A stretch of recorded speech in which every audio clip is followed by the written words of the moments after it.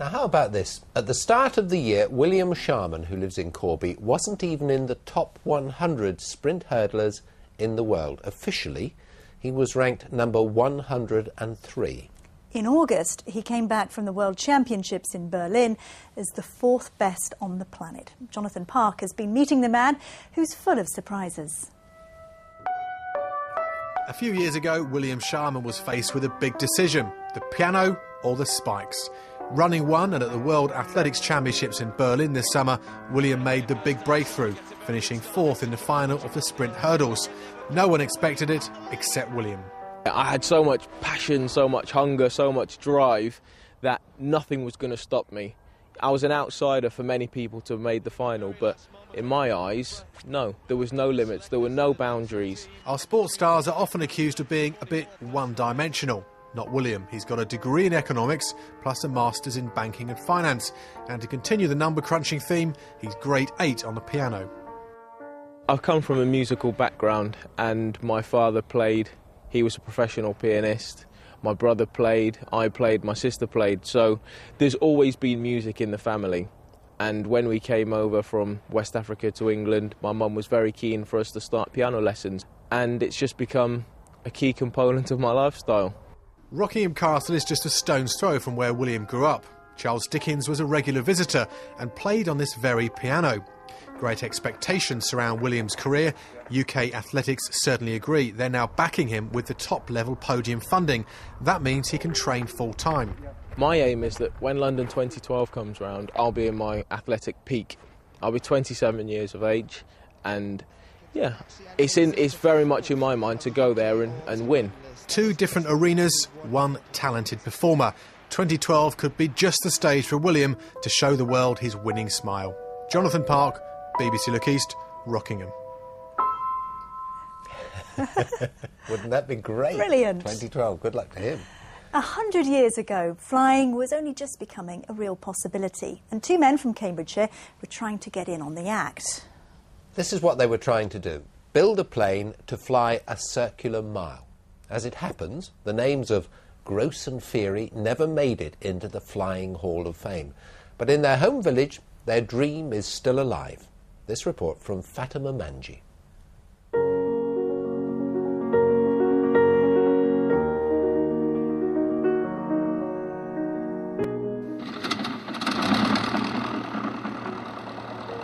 Oakington, 1909. Locals talked of flying men building a cigar-shaped machine. It never took off. 100 years later, one man's dream is to see it finally happen. In the year 2000, Nick Harrison inherited an old box of village photographs. With them, he found a letter.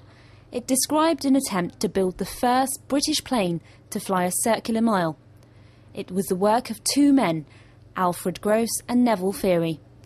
They were trying to win a competition. For the next 10 years, Nick Harrison researched the history surrounding the local plane. Now Nick and his team are building a replica. But why rebuild a plane that never flew? A lot of people ask that, and I'm not sure I know, but it was probably the first aeroplane to be built in Cambridgeshire. It was an era when a lot of people didn't even have cars, so it was pioneering times. And I really thought it should be put back in the history books. In building the replica, every attention is paid to detail.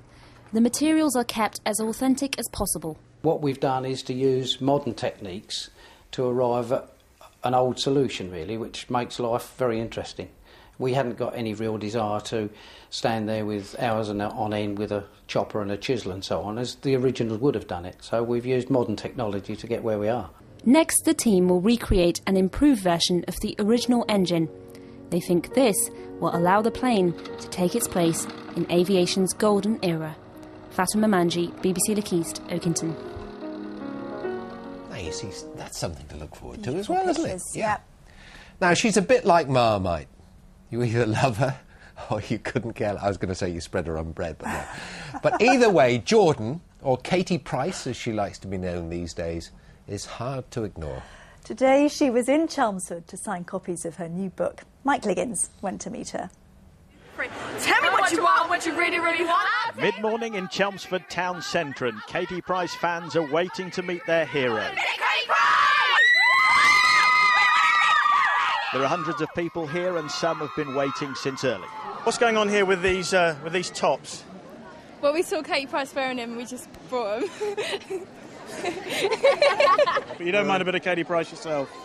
No, it's just quite nice, isn't she? Yeah. Are we allowed to talk about her boobs, or...? Yeah, okay, and?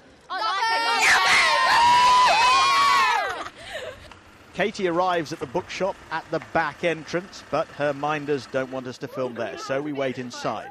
The book, by the way, contains lots of photographs, as you might expect.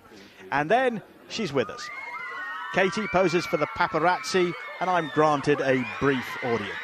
Who is a Katie Price fan? I mean, they're hard to tie down, isn't it? Well, if you have a look around, they're all ages, from newborns to, like, old ladies. The majority of it is women. You do get occasional men, probably dragged by their wives or the gay boys. She signs my book, and then... Would it be improper just to ask for a little kiss? I can't ruin my lipstick because I need it to smile at all their cameras. All right. But you can give me one. Can I? Mwah. There you go. Thank you very much. Thanks very much. Thank you. Thanks. Have a good day. I'm a little overcome. Outside, the fans are also overcome.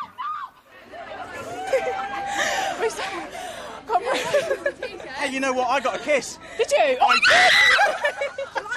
And what does all this mean? Well, do you know what? I think I'm going to leave you to decide. But, hey, I got my book signed. To Stuart and Amelia, love, Katie. Mike Liggins, BBC Look East, Chelmsford. Oh, I haven't seen that. You can have it. Was that dress a little skimpy, or was that my imagination? I feel a little underdressed. I was going to say, I don't know about you, Amelia. Maybe something a little more sparkly tomorrow. Get some sequins on. Yes. Well, thank you very much to everybody who's been sending in photographs over the last few weeks. Sadly, I can't always use them, but please do keep them coming. And tonight, well, taken by Dave Newton at 8:05 this morning in Stowmarket, you can see a very misty, murky start to the day there. And this was the scene really across much of the region with some patchy fog too. And some of that really did linger for some time, right into the beginning of this afternoon. But overnight tonight, if anything, we're going to see a lot of that mist and fog reforming again for a time, and it will be a dry night again with some clear spells at times. Temperatures, well, around 9 to 11 degrees Celsius, and the winds are mainly light southeasterly. So tomorrow, this weather front away to the west, it stays there until Saturday. More about that in a moment. But high pressure yet again centred over Scandinavia and influencing our weather. So it's another dry day. Hopefully any mist and fog should clear quite readily. And then a dry day with some sunshine, but a fair amount of cloud too. It looks at the moment as if the best of the sunshine in the east. And temperatures, well, around 14 or 15 degrees Celsius. Although if we get some quite lengthy spells of sunshine, these temperatures could actually rise a degree or so higher. And a bit breezier tomorrow. We had hardly any wind at all today, but tomorrow a light to moderate southeasterly.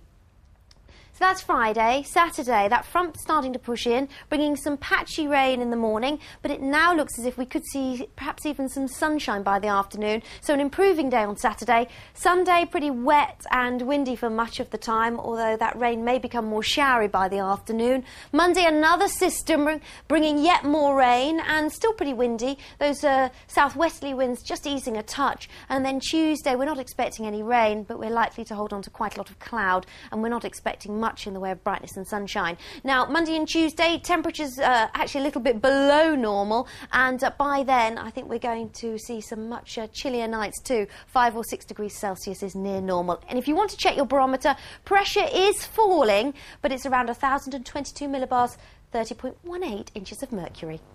Thank you very much. A reminder of tonight's top stories. The British man being held hostage by Somali pirates has spoken about the moment he and his wife were kidnapped on their yacht.